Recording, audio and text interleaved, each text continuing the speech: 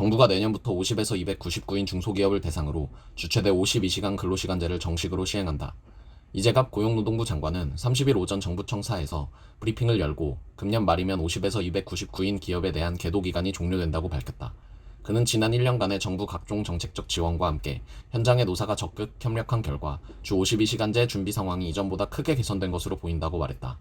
이어 주 52시간제가 우리 사회에 조속히 안착돼 당초 의도했던 제도 도입의 취지가 구현되고 국민의 삶의 질이 한 단계 높아지는 계기가 되길 바란다고 했다. 올해 1월부터 50에서 299인 사업장에 1년간 부여한 주 52시간제 계도기간을 종료하고 내년 1월부터 본격적으로 법 집행에 나선다는 뜻을 밝힌 것이다. 계도기간에는 고용부의 장시간 근로감독 등 단속 대상에서 제외돼 주 52시간 넘는 근무가 가능했다. 근로자가 주 52시간 초과 근무에 대해 진정을 제기할 경우에도 고용부는 최장 6개월의 시정기간을 부여해 자율적으로 개선하도록 했다. 그러나 정부가 올해 말로 유예기간을 종료하기로 결정하면서 내년부터 주 52시간제를 위반한 사업주는 2년 이하의 징역, 2천만 원 이하의 벌금형이 부과된다. 고용부는 50에서 299인 사업장 2만 4천여 곳을 대상으로 지난 9월 실시한 전수조사 결과를 주 52시간제 시행 근거로 들었다. 지난해 11월 조사와 비교했을 때 기업들의 준비 상황이 크게 개선됐다는 것이다. 이 장관은 9월 전수조사에서 80% 이상의 기업이 주 52시간제를 준수 중이라고 답했고 90% 이상이 내년에 준수 가능하다고 전망했다고 전했다. 이어 지난해 11월 조사에서 준수 중인 기업이 57.7%, 작년 연말까지 준비 가능하다는 기업은 83.3%였음을 감안할 때 지난 1년간 큰 폭으로 개선된 것이라고 밝혔다. 준비를 완료하지 못한 기업은 지난해 11월 42.3%에서 19.0%로 감소한 것으로 나타났다. 개정근로기준법은 사업장 규모별로 주 52시간제를 단계적으로 적용하고 있다. 300인 이상 사업장은 2018년 7월, 50에서 299인 사업장은 올해 1월, 5에서 49인 사업장은 내년 7월부터 시행하도록 했다.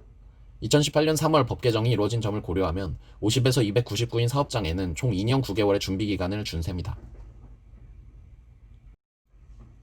시장에 넘쳐나는 자금의 위력이 자산시장과 실물 경제 간 괴리를 더욱 부추기는 형국이다. 증시 랠리 속의 기업 실적은 악화일로다. 정부의 고강도 부동산 대책에도 과잉 유동성 유입 탓에 주택가격은 꺾일 기미가 안 보인다. 정부의 재정 투입에도 정작 민간 소비는 바닥을 기고 있다. 경제지표와 실물 경제가 따로 노는 역설이 벌어지고 있는 셈이다. 일각에선 시중에 쏟아진 돈이 돌지 않고 경제 주체의 화폐 보유만 증가하는 유동성 함정 위기마저 제기된다. 29일 한국개발연구원은 올해 경제성장률 전망치를 마이너스 1.1%로 예측하고 내년 한국 경제가 3.1%로 성장할 것으로 봤다. 지난 9월 내놓은 전망치에서 0.4%포인트 내려잡은 수치다. 그럼에도 불구하고 자산시장은 연인 랠리를 이어가고 있다. 지난 27일 코스피 지수는 전일에 비해 7.54포인트 오른 2633.45로 마감됐다. 이에 따라 이틀 연속으로 오름세를 이어가며 사상 최고치를 다시 경신했다.